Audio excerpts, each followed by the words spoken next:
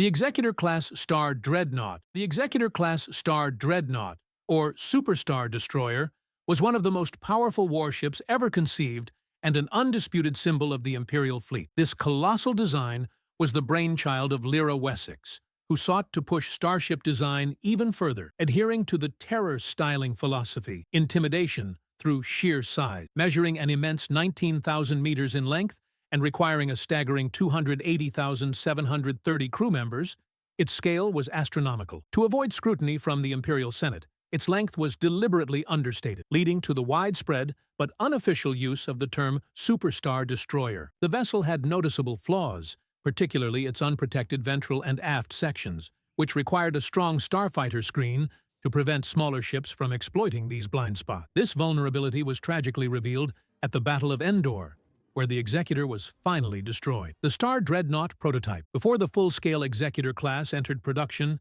there were the Star Dreadnought prototypes. These early experimental designs served as crucial test beds for the advanced technology that would eventually be scaled up. They were never widely deployed and remain largely mysterious in the lore, but their development was essential in paving the way for the massive warships that followed. The Eclipse Class Superstar Destroyer.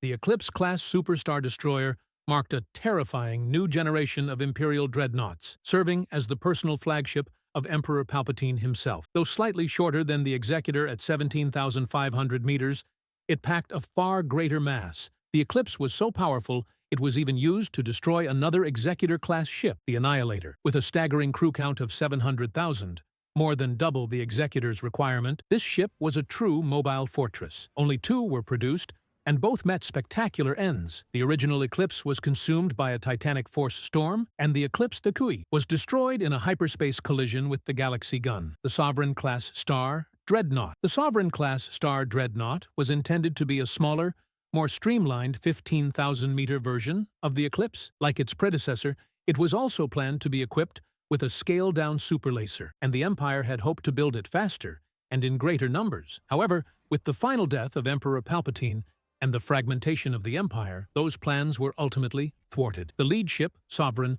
was still incomplete, and the class never saw full-scale service. The Allegiance Class Battlecruiser. The Allegiance Class Battlecruiser is an outlier on this list. At 2,200 meters, it's a heavy star destroyer, slightly bigger than the Imperial class, but significantly smaller than its Superstar Destroyer counterparts. Its design notably lacked underside hangar bays, meaning it relied purely on its advanced firepower. It was armed with 6 heavy turbolaser batteries, making it an upgrade in raw weaponry, but it certainly feels lackluster when stacked against the true dreadnoughts. The Mandator Class Dreadnought.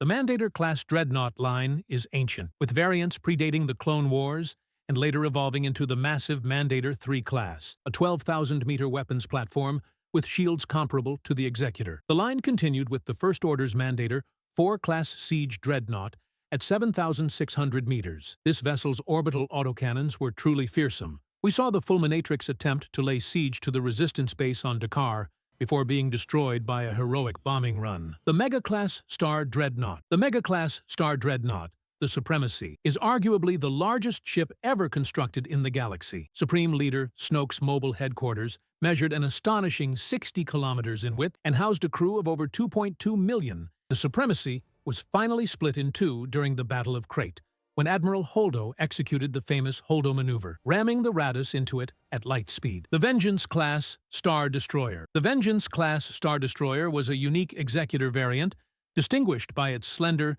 elongated, sword-like profile, a departure from the standard dagger shape. It was similarly armed with turbolasers and ion cannons. The most notable ship of this class was commanded by the former Jedi, High Inquisitor Jarek, before it was ultimately destroyed alongside him during his attempt to harness the power of the Valley of the Jedi. The Megador. The Megador was a superstar destroyer that served as the flagship of Admiral Gilad Pellaeon during the Second Galactic Civil War. Equipped with 16 engines and an unprecedented number of turbolaser batteries, it was regarded as one of the most heavily armed warships of its era, playing a significant role in the Swarm War and later hosting major treaty negotiations. The Arcadia. Finally, the Arcadia, a massive wedge-shaped superstar destroyer that had a truly unique fate. Captured by the Yevithans, it was fitted with a covert slave circuit system for remote control. After being abandoned by the Imperials, the Yevithans recovered it, and turned the decommissioned vessel into a museum on N'Zoth, preserving it as a symbol of inspiration for future generations. Dorsch had everything you'd expect from a top-tier recruit, a British pure-blood wizard.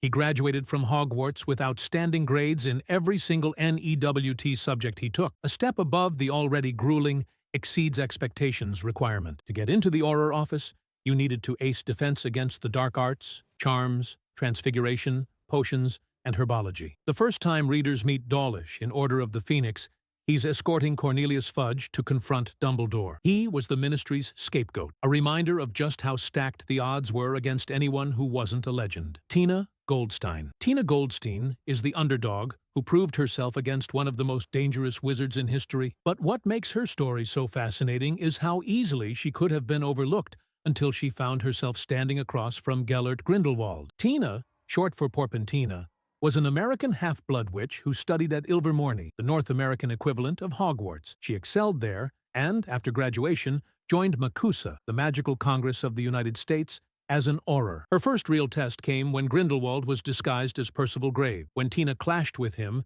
she held her ground, dueling fiercely enough to prove that she belonged on the battlefield against one of the most powerful dark wizards who ever lived. During the events of the Crimes of Grindelwald, Grindelwald unleashed his Protego Diabolica, a massive ring of cursed black fire. Dozens of skilled wizards faltered, but Tina managed to resist it, shielding herself and others with a sustained charm. Kingsley Shacklebolt. Some Aurors are remembered for their dueling scars, others for their legendary arrests. Kingsley Shacklebolt?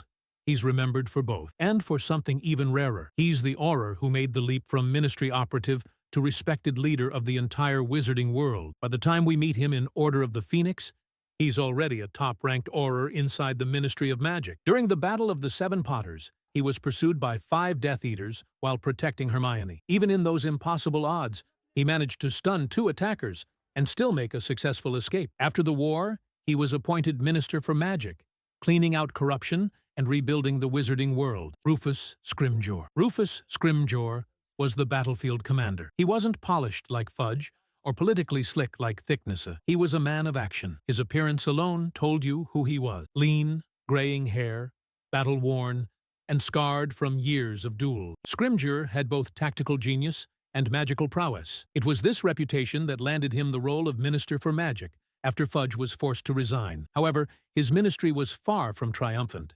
Even with his last breath, he was killed for his defiance, but his refusal to break under Voldemort's pressure cemented his legacy. Not every powerful Auror could fit into the top 5. Some made their mark in quieter ways, others left their legacy in tragedy. Harry Potter joined the Auror office immediately after Voldemort's defeat. A dueling master and natural leader, he eventually rose to head of the office, Pearl Graves. Pearl Graves was the head Auror for MACUSA, and the fact that Grindelwald chose him as his disguise speaks volumes. He was respected, feared, and perfectly positioned inside the system. Theseus Scamander. Theseus Scamander, Newt's older brother, was nicknamed the War Hero and became head Auror for the British Ministry. He had the charisma to lead squads, the magical ability to survive high-stakes confrontations, and the authority to shape policy. Ron Weasley. Ron Weasley also served as an Auror, contributing to the cleanup of Voldemort's scattered forces. Though his career was short-lived, he left to join his brother at Weasley's Wizard Wheezes. He possessed the battlefield experience and tactical creativity to succeed. Frank and Alice Longbottom. Finally, Frank and Alice Longbottom. Few Aurors paid a higher price than Neville's parents. They were legendary fighters during the First War, but after Voldemort's fall, they were tortured into madness by Bellatrix Lestrange. They remind us that Aurors didn't just risk death, they risked everything, even their sanity. Harry's wand saved him with a golden fire. Ron's blew up in his face. And Voldemort's, it flat-out betrayed him. Why? It all comes down to 2 things: wood and core. The wood defines a wand's character, while the core fuels its magical power. Get the combination right, and you have an ally. Get it wrong, and your wand will make you vomit slugs. Let's talk about the cores. Phoenix Feather. Phoenix Feather is one of Ollivander's 3 supreme cores, and is the rarest. These wands are fiercely independent, almost stubborn, deciding when they will work at their best. They demand courage and persistence, not just raw power. The most famous example is the pairing of Harry Potter's Holly Wand and Voldemort's Yew Wand. They shared feathers from Dumbledore's Phoenix, Fawkes. When they clashed, the duel collapsed into priori incantatem. Harry survived because the cores refused to fight each other. Dragon Heartstring. If Phoenix Feather is the cautious partner, Dragon Heartstring is the brute force warrior. These wands are famous for raw power and quick learning, but they're also the most accident-prone and likely to switch allegiance if their owner is defeated. Here's the controversy. Dragon cores have a reputation for drifting toward the dark arts because they respond to pure ambition and willpower. If you want a wand that demands dominance and pays back with devastating power, this is the core you choose. Unicorn Hair. Unicorn Hair is the last of Ollivander's 3 supreme cores, and it's the steady one. It's about consistency and ethics. These wands produce reliable, even magic with very little fluctuation. They aren't the flashiest, but reliability wins more duels than showmanship ever will. Loyalty is the key. They bond deeply with their first owner and are hard to win over. Who should carry it? Healers, teachers, and aurors who value control over spectacle. Thestral Tail Hair. Thestral Tail Hair is rare, difficult, and infamous because it sits at the heart of the Elder Wand. The core demands clarity of will. If you hesitate, it feels erratic. In the hands of a focused caster, it channels power with unnerving directness. It resonates with mastery under pressure and the acceptance that power has a cost. If you can look straight at fear and keep casting, Thestral Hair will answer. Vela Hair. Vela Hair is one of the rarest and most polarizing cores, described as volatile because it reacts to emotion more than reason. These wands magnify the caster's mood. When handled with balance, Vela Hair produces enchantments that are both precise and disarming. It's risky, but risk and brilliance usually come as a package. Wampus Cat Hair. Wampus Cat Hair is a North American favorite, built for duelists who move first and think while moving. It rewards instinct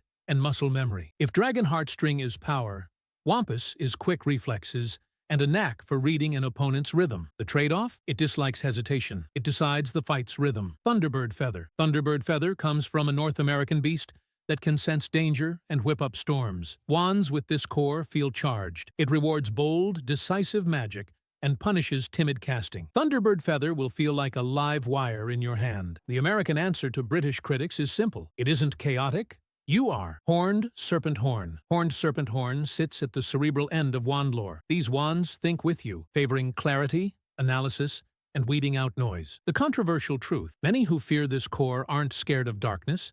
They're scared of feedback. This core mirrors your mind back to you. Now that we've seen the heart of a wand, let's look at its skin, the woods. Elder. Elderwood is one of the rarest and most enigmatic materials, notorious for being difficult, even hostile toward those who don't measure up. Elder responds to willpower expressed as action.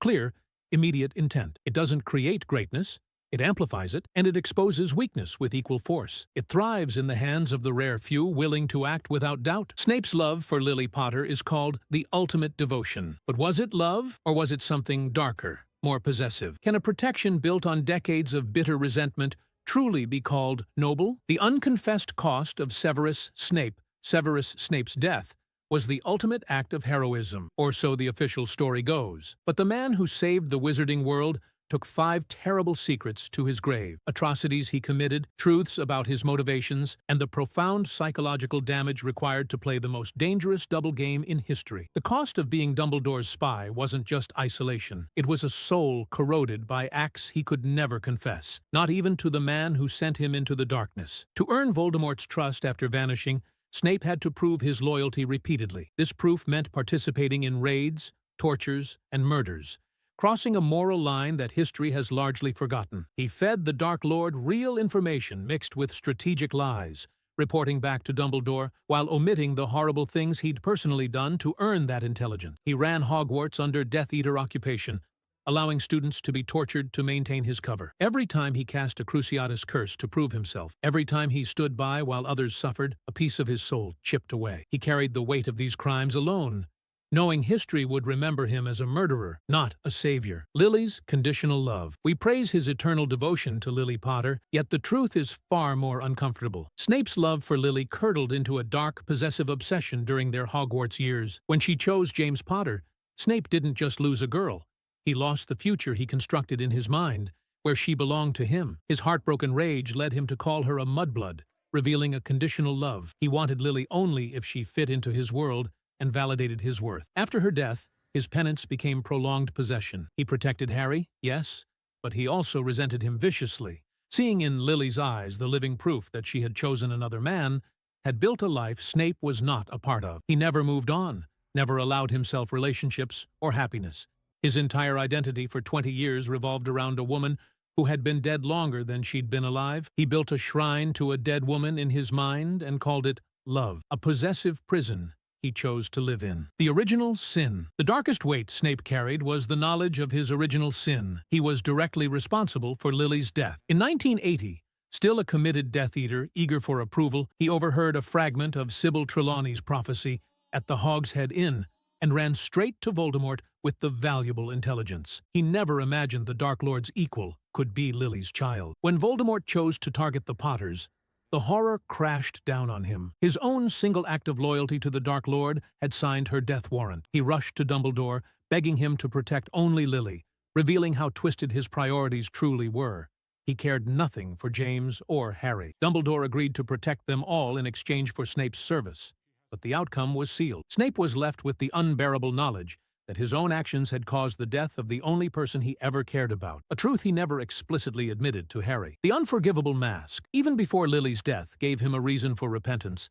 Snape was a willing instrument of terror. He sought out the Death Eaters after Hogwarts in 1978, drawn by pure blood ideology and the promise of power. For roughly 2 years, he was an active Death Eater. This was not reluctant or coerced involvement. He took the Dark Mark willingly. During this time, the First Wizarding War saw countless tortures and family wipeouts, and Snape was on the front lines, wand to wand with monsters like Bellatrix Lestrange. We know he invented curses like Sectum Sempra, a spell created specifically to maim and kill. The most disturbing secret is that even after switching sides, dedicating himself to the Order, Snape never confessed these specific crimes, never named his victims. He took the specific body count, the names of people he tortured, and the families he helped destroy to his grave. The line between the mask of evil and his face became truly indistinguishable. The final sacrifice. His final, supreme sacrifice was the brutal culmination of this double life. Dumbledore asked him to orchestrate his own murder, to kill the only man who knew the truth, ensuring he would be remembered as a traitor,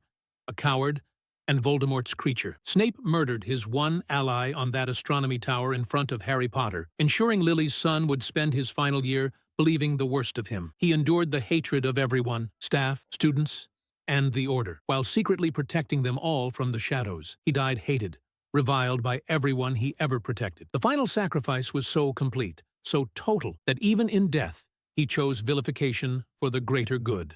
The Wizarding World is a lie. The most beloved fantasy series of a generation is riddled with holes so huge you could fly a Hungarian horntail through them, and the rules of magic break at the most critical moment. Can you handle the truth? You think you know every Harry Potter plot hole? The misted thestrals, the Marauders' map mistakes, the time travel headaches? Think again. These are the moments where the logic of the Wizarding World quietly packs its trunk, grabs a broom, and flies off without explanation. We're diving into the most baffling yet often overlooked holes in the canon. 1. The Secret Keeper oversight. First up, the original sin. Why James and Lily weren't their own secret keepers. The Fidelius charm hides a secret, like a location, within the soul of one chosen person, the Secret Keeper. That person is the only one capable of revealing the secret protected by the spell. When the Potters used the charm, they chose Peter Pettigrew, but the books never explain why they didn't just keep their own secret. Nothing in canon prevents it. The charm doesn't forbid self-keeping, and there's no magical rule stating it must be someone else. This means the Potters could have easily become their own secret keepers and avoided betrayal altogether. Instead, they entrusted their lives to the least trustworthy man in Britain. Given the result, it was definitively not the brightest move in wizarding history. 2. The selective trace problem. Next, the ridiculous inconsistency of the trace at Privet Drive. The Ministry monitors underage wizards through an enchantment called the Trace, which detects when magic is performed near them. The fatal flaw